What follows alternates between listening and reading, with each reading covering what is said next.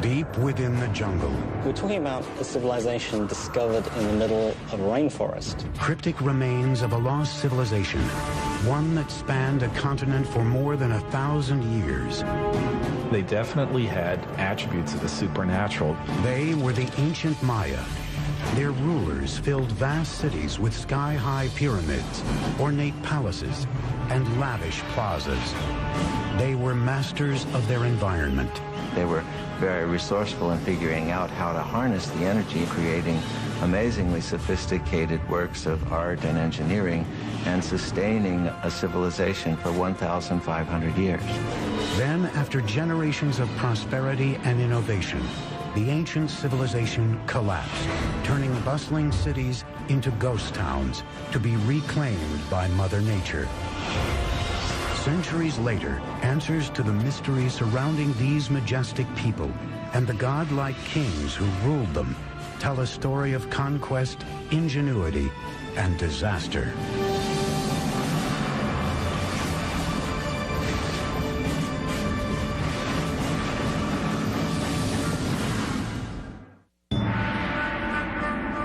(869 AD), in the lowlands of the Guatemalan jungle, the Maya are becoming desperate. Food and clean water are dwindling. Thousands of people are starving. And malnutrition and disease are ravaging the population. The Maya no longer trust their divine rulers to appease their gods. Political turmoil plagues the kingdoms, and one by one, the great city-states are being abandoned. The ancient Maya civilization is crumbling. City after city, area after area begins to fail. Cities are abandoned, kings disappear, and what had been classic Maya culture really comes to an end. What happened to this great people? Even today, scholars are still mystified. We know that people began to disappear. The question is, how did that happen? The answer may lie in complex hieroglyphics known as the Maya Code. A hieroglyph is a complex way of conveying all the information that Maya people could think or express, and is the only example in the Americas of a complete, complex system of writing. Today, these cryptic symbols reveal a history of brutal warfare, larger-than-life rulers, and the rise and fall of an enigmatic people.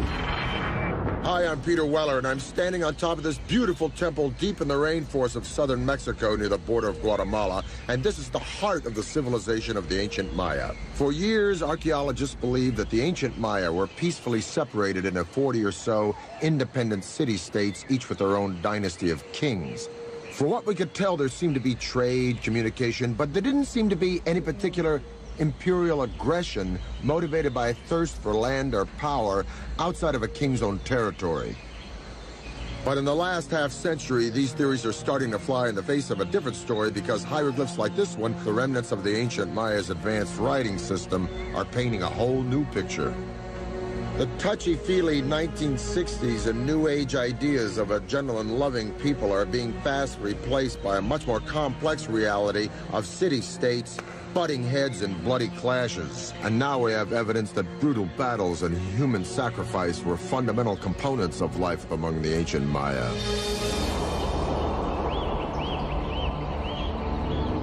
But the evolution of the Maya civilization into this complex network of city-states didn't happen overnight. The Maya came into existence probably a couple of thousand years before Christ. By 500 BC, population was on the rise, and small communities were turning into the first major Maya sites located throughout Central America. Fully organized kingdoms were ruling the region by 250 AD, with mighty rulers at the helm. They had powerful rulers. They were in competition with each other, and sometimes this competition led to war. For the Maya, it was war led by kings in the name of the gods. Maya kings were people like us, but for the Maya, they definitely had attributes of the supernatural. The price of devotion had brutal and sometimes deadly consequences. People owed a blood debt to the gods. It wasn't that they didn't regard human life or human blood highly. Quite the contrary. Human blood and human life was the most precious, the most sacred thing that could be offered to the gods in order to repay the blood debt that was incurred at creation. Bloodletting and human sacrifice dominated the king's strategic thinking. They picked allies and attacked neighbors, all with an eye on appeasing their deities and staying autonomous. Unlike Rome, in the case of the Maya, we're not dealing with one empire. Instead, we're dealing with a series of rival kingdoms. By the 3rd century AD, Maya civilization was flourishing. No one city ever succeeded in dominating all the others, but one seat of power was on the rise. Its name was Tikal. Tikal is one of the few cities that goes strong in the pre-classic period before the time of Christ, and then it just continues pretty much unabated all the way until the end of the classic period. This is a city that never really lost it. But in the 6th century, a rival power named Calakmul threatened Tikal's success. The Maya had these two great dynastic capitals, Calakmul and Tikal. Those two cities essentially locked horns. It's really Calakmul that seems to engage in this action in which they engineer alliances all the way around Tikal, essentially boxing in their enemy. It would be up to an ambitious and visionary leader to build a center of military power, one that would take on Calakmul. His name was Yakin Khan Kawil. He would construct one of the most iconic structures of the Maya, a pyramid that would stand the test of time, the Temple of the Giant Jaguar. The most valuable monument was one that took a lot of effort. So a big temple pyramid is an indication of your power, your strength, your prestige. It's a way of drawing people into your city because it shows what an awesome, powerful ruler you are. Building in semi-tropical environments with rudimentary materials was a unique challenge, especially when the goal was to build vertically using Stone Age technology. Most of the technology that we associate with big stone constructions were unknown to the Maya. They did not have beasts of burden. They didn't have metal tools. What the Maya did have was a virtually unlimited supply of malleable limestone and a great deal of manpower. Your labor was one of the things that you were required to give to the king on an annual basis. Blocks of limestone were quarried and then pushed, pulled, or carried by sheer force to the construction site. They used something that we call the tump line, and this is a rope that would pass around the forehead, and in that they could carry, literally at times, hundreds of pounds of debris. Level by level, the pyramid was built skyward. Wooden scaffolding supported the laborers and the structure as it expanded. Skilled masons shaped the limestone with stone tools and wooden mallets. Though the interior was filled with unrefined rubble, the exterior was deceivingly manicured, covered in a strong mortar known as Maya stucco, and painted red. Even though they knew of the wheel, even though they knew of metal, they elected not to make practical use of either of these things. And I think in part it was because in their worldview something was much more valuable if a lot of human labor went into it. At nearly 150 feet, the Temple of the Giant Jaguar emerged, facing west toward the setting sun.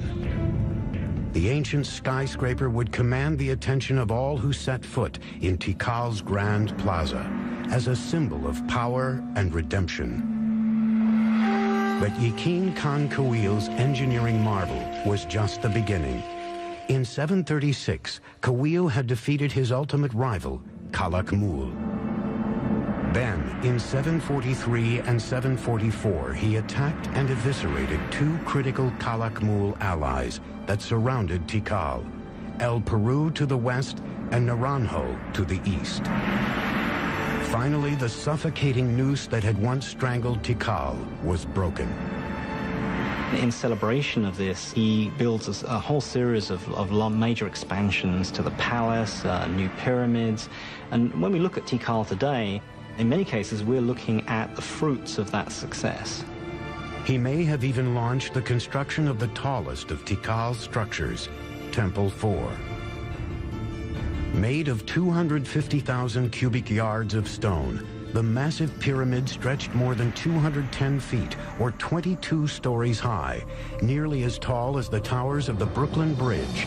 It jutted far above the dense rainforest canopy, with a 180-degree view of the city. In the distance, other Maya cities were also ambitiously building toward the sky. But at this moment, with King Yakin Khan Kawil at the helm, Tikal was the unchallenged powerhouse of the Maya civilization. But Tikal was not alone. Out of sight, about 250 miles to the west, another dynasty is forging the construction of a great acropolis. There, in the 7th century, a king with a vision would emerge. He would turn one of the wettest cities in the world into a mecca of New World architecture.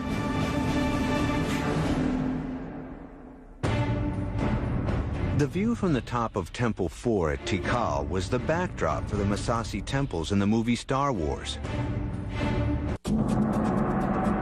611 AD, on the outskirts of the Maya world in southeast Mexico, a city by the name of Palenque is on the ropes.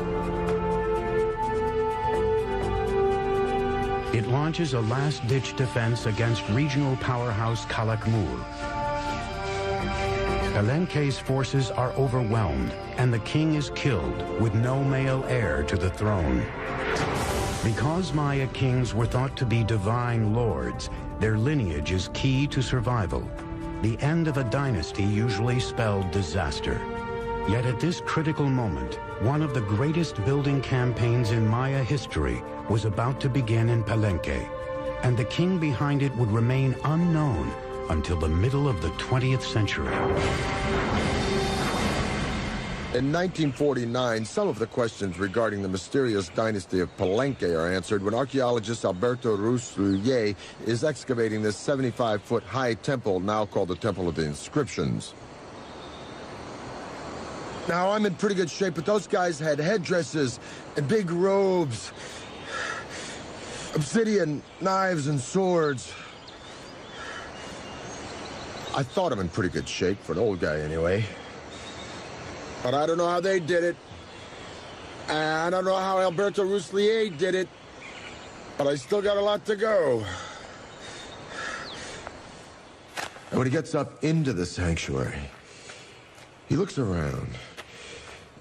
And he notices on the floor a row of holes covered with stone stoppers. And he figures out that these holes were made for ropes in order to pull up the slab, just like I'm on a trapdoor. So he pulls up the slab, this one exactly, and he follows a steep staircase filled with dirt and debris. He's never seen a Maya pyramid like this before, so his men start digging and digging and digging into the unknown.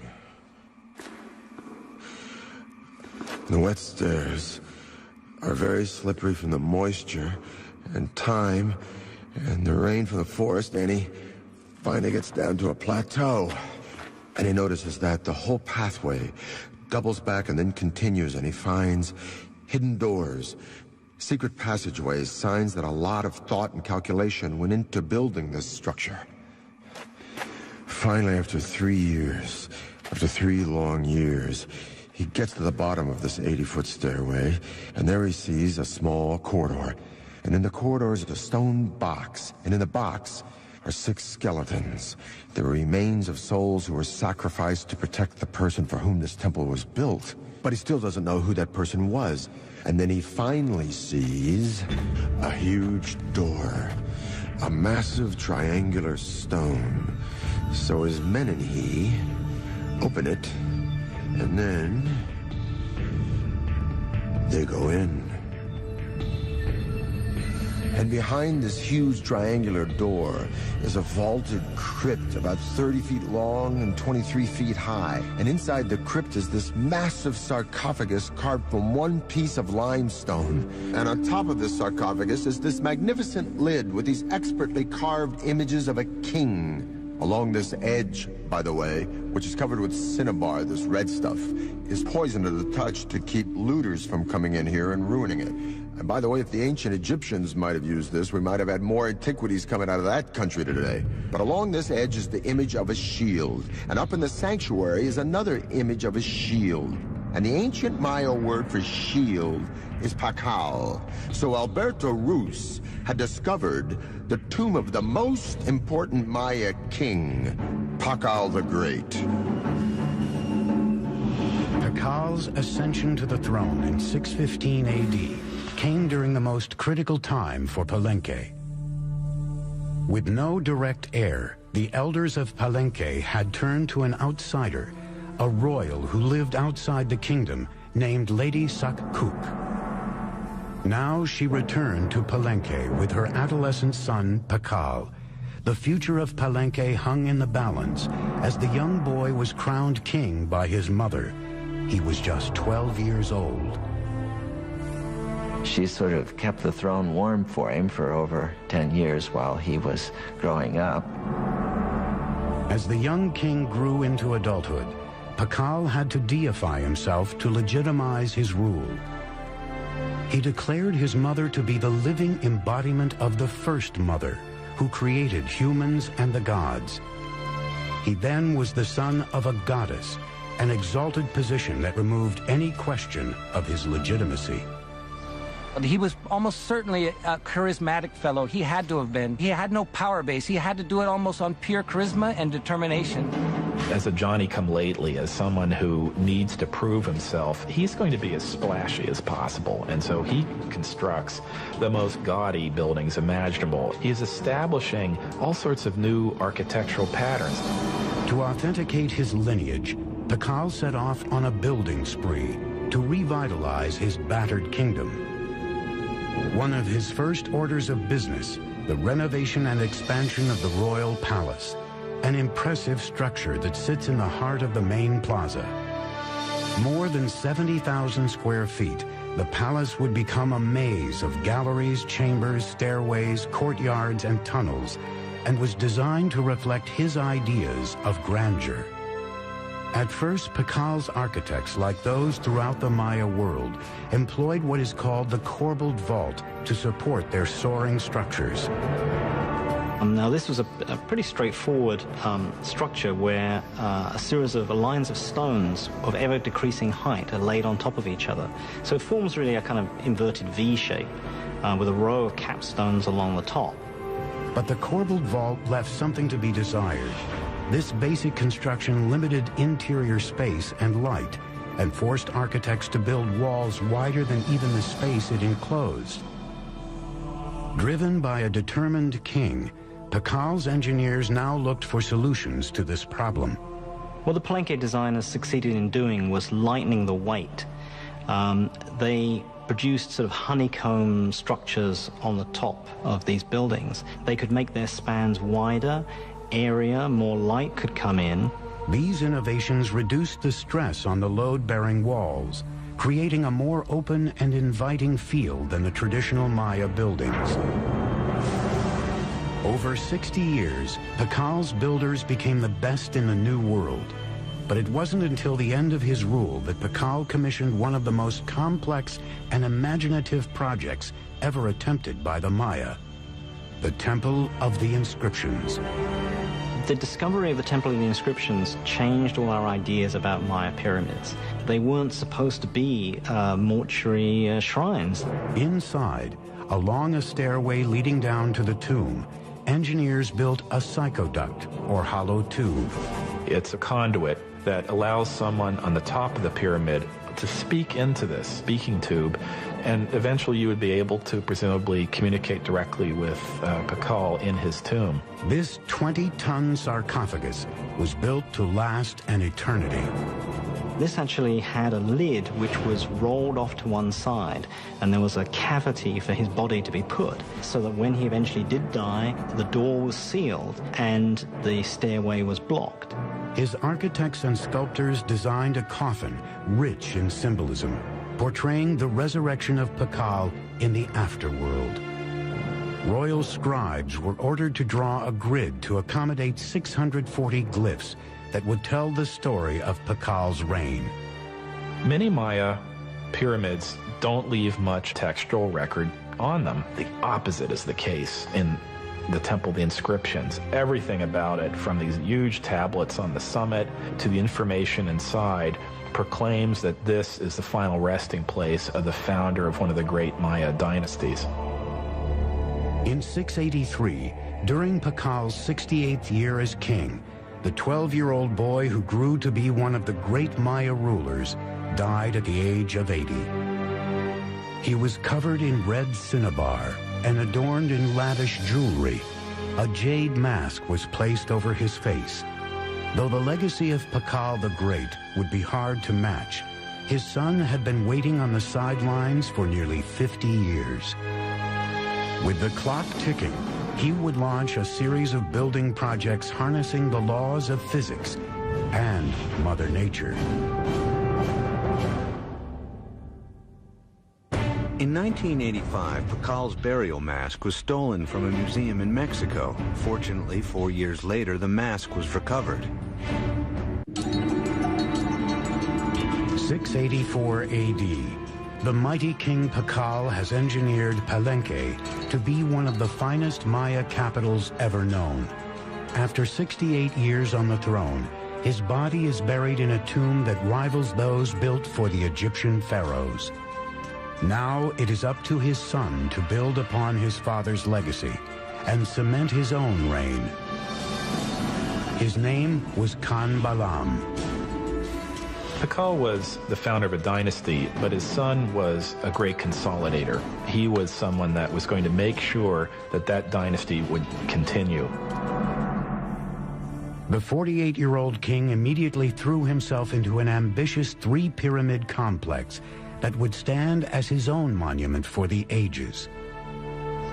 He designed and constructed the cross group, one of the most intricate and beautiful groups of ceremonial temples ever constructed in the Maya world. These are his memorial, and they tower above the palace. They look down on the works of his father, and in some ways, I think they represent a statement of individuality, that he himself is going to leave his imprint on the city, just as his father did. He ordered his engineers to build three intricate structures: the Temple of the Cross, the Temple of the Foliated Cross, and the Temple of the Sun. Khan Balam's engineers would take a giant leap forward, using sophisticated geometric calculations unsurpassed anywhere in the world, based on the Maya's creation of a complete number system. One of the many ways in which the Maya were ahead of their time was in their creation of what we would refer to as zero. With a similar combination of a shell which represented zero or completion, and then a dot, number one, and then a 5. By just placing them in different positions, they were able to multiply, and reach incredible numbers. The Greeks and Romans were tremendous engineers, theologians, historians, and so forth, but were very limited by their mathematical system because they didn't have a zero. So here you have the irony that they were able to produce great public works, philosophy, and whatnot, but were really pretty lousy mathematicians compared to the Maya. Khan Balam's engineers' advanced mathematical observations may have included the discovery of proportions like the square roots of rectangles and something called the golden mean, a naturally occurring proportion that can be seen in animals, nature, and even the human body as 1 to 1.618. measure a person from his head to his belly button, and then from his belly button to his feet, you get a proportion very close to 1 to 1.618, the golden mean. Some scholars believe this proportion has been appearing in structures for thousands of years at places like the pyramids of Giza in Egypt and the Parthenon in Greece. Da Vinci's Vitruvian Man is a study of this proportion, and some even say he painted the Mona Lisa using this ratio in her features. With nothing more than some sticks and a cord, Khan Balaam's engineers may have been able to measure the square roots of rectangles. In the Temple of the Cross, these shapes would be used to mark the two main piers of the facade, the width of the medial doorway and the interior walls. The golden ratio can be seen in the rear chambers and the base of the structure, with the side wall as 1 and the back wall as 1.618. By using repeated squares and natural proportions in the Temple of the Cross, a beautifully calculated floor plan took shape, full of geometry, mythological history, and a king's own legacy. But not all engineering in Palenque was done with an eye on the afterlife. Palenque's engineers also had to focus on more practical needs. One of the names of Palenque is La Camha, which means place of great waters. We have 4 rivers running through Palenque year-round. We have dozens of springs. We have water everywhere. These riches came with challenges. Palenque was surrounded by steep hills, natural springs and creeks that carved their way through the base of the site, leaving only bits and pieces of flat, water-free land for building. Unlike most Maya cities, the problem facing Palenque wasn't how to store water for the dry season, it was how to deal with an overabundance of water. As you can see, everything is green here, it rains every day. So to meet this challenge, the city planners devised a unique way of diverting the pre-existing streams by building subterranean aqueducts that would channel the water underground, thus saving more land on top for cultivation. These tunnels were lined with limestone, and they were covered with our old friend from Egypt and Greece, the corbelled vault. Series of protruding stones, one on top of the other, formed sort of an arch overhead. Now, these ceilings were so sturdy, they could support the massive weight of Palenque's giant plazas overhead. So the people were walking along with the water rushing underneath them, being diverted away from the city, just like it is where I live today in New York City. What's even more impressive is that there are signs that Maya engineers may have figured out a way to create water pressure. They built water tunnels that ran through the rugged terrain into the city, often directed uphill. As they got closer to the main structures, the pipes got incrementally smaller. Like Roman fountains, the water pressure gained momentum as it coursed through increasingly narrower tunnels, eventually allowing for running water throughout Palenque's buildings. We have beautiful systems of sweat baths and swimming pools and aqueduct. In its day, it would have rivaled any of the Roman aqueduct systems. We don't see this use of water pressure anywhere else, and it doesn't appear again until the Spanish bring the technologies with them. Together, Khan Balaam and his father Pakal ruled Palenque for nearly 100 years, pushing Maya engineering to a level never seen before. The future seemed bright for this city on the rise. But its years of glory are about to come to a sudden end. Something is happening in the Maya world that will cause the classic city-states to implode. The Maya had developed the concept of zero by the 4th century AD, but the Europeans wouldn't understand the concept until 800 years later. By the 8th century, Palenque, Tikal, and the other kingdoms of the Maya world were expanding across the continent. Tall pyramids, unparalleled city planning, and sumptuous royal palaces advertised the glory of the great kings. Then, suddenly, these cities began to unravel, one after another. Royal sculptors stopped carving their monuments with historical information, and kings halted their construction projects. Maya civilization had plunged into darkness. It's not that the entire Maya lowlands is abandoned overnight. It's that, one kingdom falls here and another one 10 years later falls over here, then another one over here. The causes of the Maya collapse remains a great debate among scholars. We're really talking about a society that was pushing itself to the limits. There is no one single explanation for this implosion, but scholars seem to believe that environmental catastrophe led to a full-blown meltdown for the Maya civilization. The soil no longer produced crops, thus lack of food and polluted water produced malnutrition and disease. The Maya could no longer count on their kings to intercede with their gods because their great society was in a death spiral, and their kings, so long counted on for guidance and prosperity, were powerless to stop it. So sadly, but slowly and surely, the people voted with their feet, and the ancient Maya left their beautiful cities forever. There were no signs of mass graves. They did not vanish. Where did the millions of Maya go?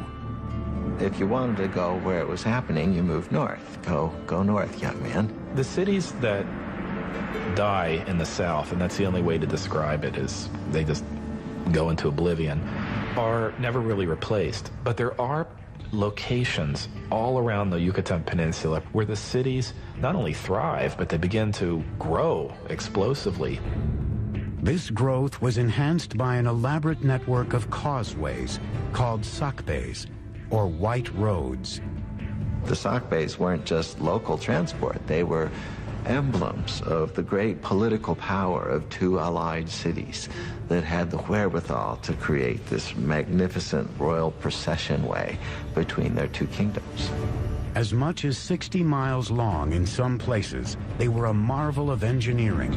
They would place huge rocks on both sides of the causeway and then filling whatever was in between with cobbles and unfinished rocks and stones, and then they cover all this surface with stucco, nice plaster, and then upon it they create this smooth surface. In the Yucatan Peninsula, the sacbes often charted a course through the rough terrain in perfectly straight lines. It's not easy to cut a line 60 miles that doesn't deviate even a degree. I would really like to know what instruments they use. We have no record of it. These causeway systems allowed for rebirth, movement, and trade in the north. And it is there that the ragged survivors of the southern lowlands hope to find a second chance, in a Yucatan city called Chichen Itza. Chichen Itza came to be the largest and most powerful city from about 800 to 1050 or so that had a real knack of being a big tent. So it was a very cosmopolitan place, and I'm sure it traded handsomely on that reputation. One of the buildings unique to the site was El Caracol, an astronomical observatory. The Maya were obsessed with both time and the stars and spent centuries looking to the sky for answers. The Maya probably had something called a gnomon, which is a series of two crossed bars, and by looking at the intersection of those two bars, they would be able to focus on something. With just basic tools, the Maya were able to track the movement of the stars and planets and the passing of time. Like Stonehenge, this was a place where people could make solar and lunar observations. The staircase in the front of the building faced 27.5 degrees northwest, out of line with other structures, but in almost perfect alignment with Venus's most northerly position in the sky. It was closely aligned with the celestial bodies and occurrences, such as the movement of Venus and the solstices. In the higher tower of the building, 3 openings survive today. They are small, narrow, and irregularly placed, but they align along astronomical sight lines. In the Caracol, we can see in its orientations, in its peculiar displacements, in its odd alignment of buildings, a focus on what Venus was doing at the time. Venus is a kind of variable actor up there in the skies. Sometimes it moves in this direction, sometimes it moves in that direction. The Caracol seems to be about looking at Venus when it's come to the end of a certain kind of motion. This astute astronomical observation allowed the Maya to build their interlocking calendars that were more accurate than any other used in the ancient world. The Maya had two calendars, one ritual and then, the solar calendar that is very, very similar to what we use in the Western world. The Maya measured the solar year to be 365 days. Their measurements for the revolution of Venus and the occurrence of lunar eclipses were equally on target. In just 200 years, the Maya had achieved a rebirth in the wake of the catastrophic destruction of their southern cities. But now the North would face an even deadlier enemy, one that was capable of annihilating the Maya while leaving their cities intact. Chichen Itza is renowned for its well of sacrifice. It is said that humans and precious objects were tossed into the sinkhole as offerings to the rain god Chak. In the 9th century, the classic Maya cities suddenly and mysteriously collapsed, ending the era of greatest prosperity and growth. Rebirth in the north gave the Maya an opportunity to combine astronomy and engineering on an unprecedented scale. At Chichen Itza, signs of continuing obsession with the skies left a permanent mark on Maya architecture. The cornerstone of Chichen Itza was the 98-foot El Castillo, or the castle, built in the 9th or 10th century. The 365 steps equal the number of days in the Maya civil calendar. 52 panels on each side represented the Maya's 52-year cycle. 9 terraced levels equaled the 18-month Maya solar calendar. And the temple's axis was perfectly aligned so that specific shadows were cast twice a year. For any Maya standing and looking at the northwestern sector of the Castillo, they would see a balustrade and then a combination of shadows and the sun hitting that part just before sunset. And then several triangles form. And then at the very bottom of this balustrade, you have a nice carved serpent head, a snake coming down from heaven. And that is indicating the arrival of the rainy season. The Maya saw this phenomenon as a manifestation of the deity Kukulkan, the feathered serpent. The Mayas were able to actually record, the equinox. That day in the year where night and day, last the same. Every year, March 21st, you see the descent of Kukulkan. Surrounding El Castillo, the civic buildings took on a new characteristic: spaciousness, with a broad open plaza, temples, marketplaces, a ball court, and colonnades. So the colony hall not only housed the feasting events, but maybe individuals were brought into the plaza. The general public was probably invited, depending on the occasions, to come to the plaza and witness the arrival of this, traders, the merchants. Greek or Roman in appearance, these round columns were used as a new type of structural support and were an architectural first in the Maya world. The benefit of a column is that it allows you to create flat roofs. You're not investing all of your energy in creating stone buildings that are going to be containing corbel vaults, which may or may not collapse. The columns were simple in design. Round drums were placed one on top of the other, filled with rubble in between. A square section was placed at the top, and then flat rooftops made of stucco and wood were added to form expansive covered interiors. It involves people more openly in the life of the building and of what's happening within it than would have been possible with Maya pyramids of the full classic period. Those pyramids are mostly about exclusivity. It's about showing a space, holding it up high, but allowing very, very few people to look into it. The open column structures are much more inviting. But the welcoming atmosphere didn't last long. After more than 200 years of domination over the Yucatan Chichen Itza suffered a fate similar to its neighbors in the south. It mysteriously collapsed. When the Spanish arrived on the shores of the Yucatan Peninsula in 1517, every large cosmopolitan center of the Maya world had been abandoned. Even so, a splintered Maya civilization living in small villages across the countryside put up a sustained fight against the conquistadors. They proved difficult to conquer because rather than taking a king captive or an emperor, as they did with the Aztec, they had to conquer one village at a time. And once they moved on to the next village, there'd be one behind them that would then begin to rise and revolt.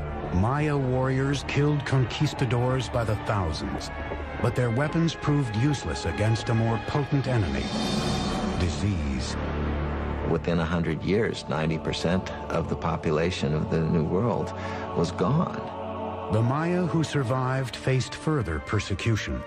Friar Diego de Landa had been sent from Spain to convert the Maya to Christianity, and he ruthlessly enforced his religious teachings. Diego de Landa was a young idealist who came to the New World trying to save souls, trying to win converts to what he referred to as the one true faith. But the Maya didn't believe that they should instantly and forevermore reject all of their own beliefs. On July 12, 1562, Landa ordered an auto de fe, or burning of the Maya texts, believing they were the writing of the devil. This was the end of thousands of years of accumulated knowledge of Maya civilization, one of the great tragedies in human history. In a lucky twist of fate, 4 codices survived the inferno and wear and tear of time. By the 19th century, some of these books that happened to escape the clutches of these friars and their destructive urges began to make their way into public attention. Today, their survival story is just another mystery in the complex history of the Maya.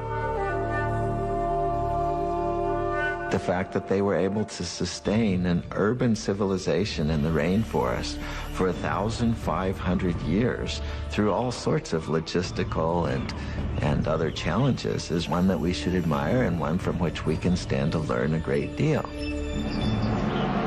Just as the Maya looked from the ground to the sky for guidance, we are now looking from the sky to the ground for answers. In recent years, NASA and the University of New Hampshire have been experimenting with remote sensing technology to see if they can determine where undiscovered cities might be hidden. Mounds of earth covered in trees that appear on readings may actually be ruins of ancient cities that have not been touched for centuries. More answers to the Maya mysteries may be right beneath our feet. Maya archaeology is just beginning.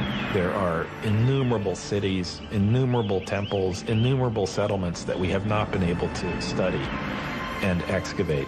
I think we're entering a golden age of Maya archaeology, and I can only see in the next century a time in which this will become one of the best understood civilizations of the ancient world.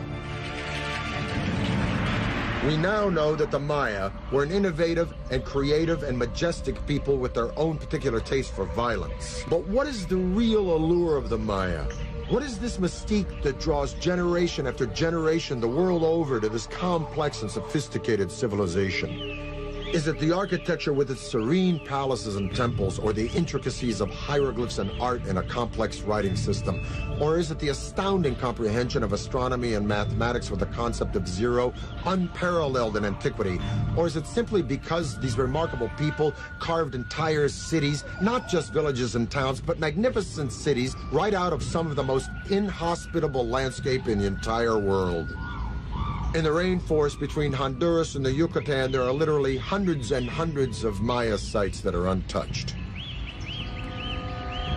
In Palenque alone, there are 1,500 buildings that lie unexcavated, including temples larger than that one.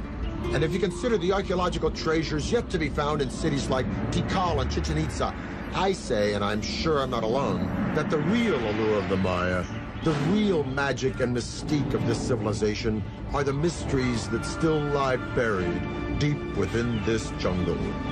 I'm Peter Weller for the History Channel.